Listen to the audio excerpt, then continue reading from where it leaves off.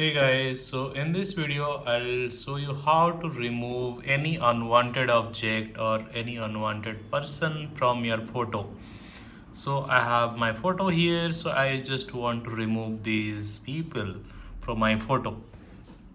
So I'll just click on edit, and here you can see clean up. Just click on clean up, and you can see all these people are highlighted background, so you can just browse, you can just circle it,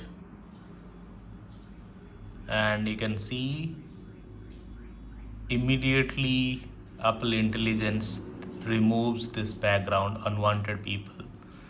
So without using any other external app, you can use it in your MacBook and remove any people or any unwanted object from your photo, which is very useful.